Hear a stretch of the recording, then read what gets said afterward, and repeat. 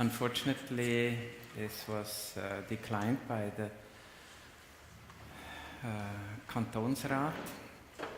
I wonder how you organize this. It's very good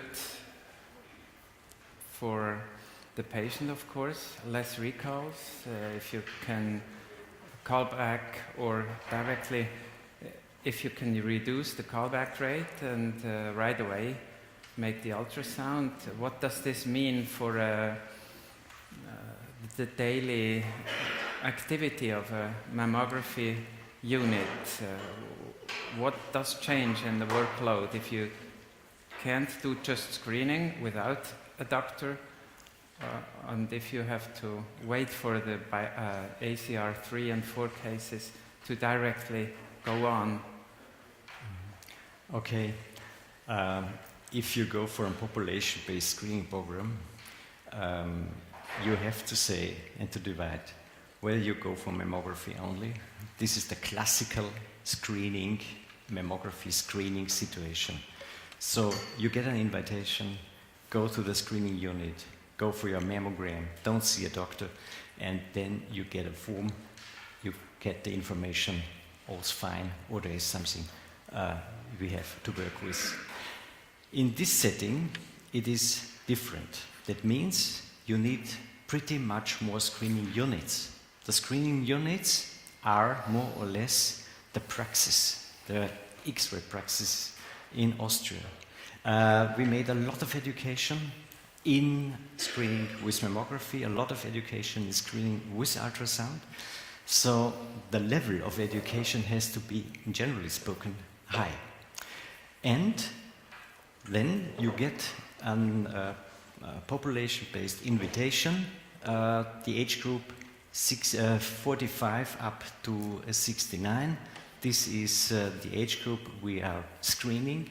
You can go for an opt-in beginning from the age of 40, and you can also go for an opt-in over the age of 69 up to 74.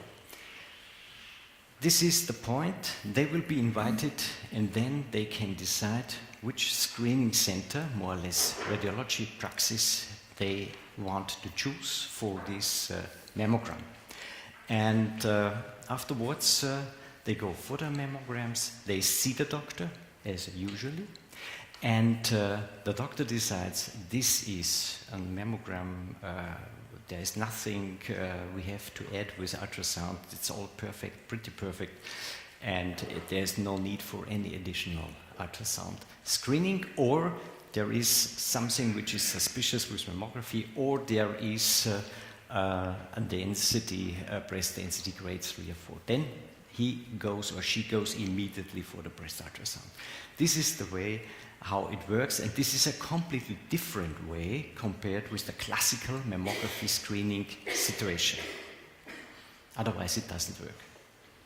It works in the canton of Zurich just like that now, because the patient who is not a patient, but a screening person, she sees the doctor usually right away and has the ultrasound if necessary or not. So we're in a comfortable position. You are that as well. Please.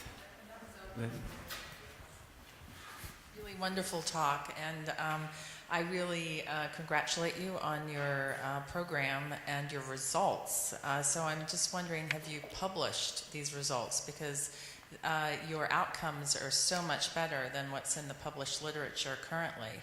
And it would really help having your excellent PPV value in the literature to support screening ultrasound. In the United States, it's looked down upon because the PPV value is so low. So can you explain why your PPV is so high, why it's 42% as opposed to the Akron trial that had a PPV of 9%? Yes, I think this is partly caused by the circumstance that most of all these questionable patients, let me say, not clients at that anymore, patients, was finally seen by me. And I decided whether we go for a biopsy or we go for a BIRAT 3, or we say this has nothing to do with any malignant or suspicious lesion. So this is a small group, we have to say, and it was concentrated more or less to me. Maybe that this is the reason why we have relatively good figures compared with others. Experience is the this main is what I wanted key. a little bit to say, because yes, I've done thousands of these biopsies and seen this. And the getting older, you realize that you can't make, from all you see with ultrasound, you can't make always a topic from that, because otherwise you will become a problem for the ladies. You say that younger diagnosticians, ultrasound, using ultrasound, make much too many biopsies. That's true. If you go into the literature, you see that the biopsies are between 2 and 11% plus. So you see a lot of things with ultrasound. And if you are let me say, too concerned to go for a biopsy and to clear it with histology, all what you see, then it's getting a mess. That's not possible. You have to filter it. You have to make clear, this is something, this is really suspicious, or this is something, this is benign and nothing else. And if you go always for biopsies in such benign findings, small adenotic nodules, you will find a lot in these dense breast tissues. If they are more heterogeneous, you can't go in each case for a biopsy. Otherwise, you will become a problem only. So you have to filter it. And this is, that's clear, this is also experience. We have to make clear that we have elastography, for example. We have the perfusional studies. We can stress our specificity, and we have to rely on it. If we always say, oh, it could be something malignant, but we don't really see the B mode with the vascularization, or let me say with elastography, something which is really suspicious, then we get such a lot of benign lesions biopsies, and that's not what we want. So what you actually say is, since not everybody can start with very much experience doing ultrasound from the beginning, the problem, somebody has to learn this. You should maybe reduce the amount of sonographers to those ones who do this the whole day. And I have to say, the assessment centers have really to be centers. They shouldn't be distributed, and there shouldn't be a lot of people doing this job. They really have to be equipped with the best technical equipment and with the most experienced people doing this in this field. Then okay, you can reduce it. It's very difficult to establish that, but everybody got the point. Thank you, Liz, for this interesting question. Pardon, I'm completely convinced that if we go for overall Austria, these figures changes. Completely convinced. François Taban. Thank you for this beautiful talk. I have one question. I didn't catch the answer on the cold work 2002, where you say that sensitivity in ACR2 is lower when you add echography to the mammography. Okay, yes, that's true. So we see different things, we have to say. If you have a very low density grade, a lot of fatty tissue, then you can miss cancer in the fatty tissue area. You don't miss the cancers in the denser parts of this mammogram. You can miss it in the area where you have the fatty tissue parts. This is the message. Other question? Please wait for the microphone.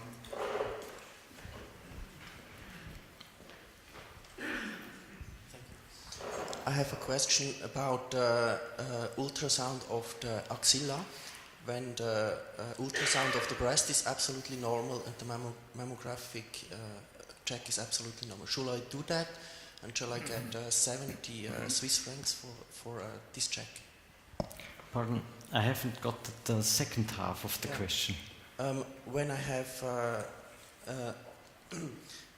have no suspicious lesion in a screening mammogram and no suspicious lesion in an ultrasound by dense breast, shall I check the axilla for any suspicious lesion, or does it work to do that? So in our setting, we always start with the axilla and go towards the breast. But it is a dramatical difference whether I really investigate the entire axilla, level 1, 2, and 3, or I start in the axilla and go towards the breast. This are completely different things. Because if you are investigating a level 3 area, you have to investigate to the infraclavicular region. Otherwise, you don't see the level 3 area. So this I don't do on a regular breast ultrasound basis. I do this if I'm in a pre-operative setting with an already known breast cancer.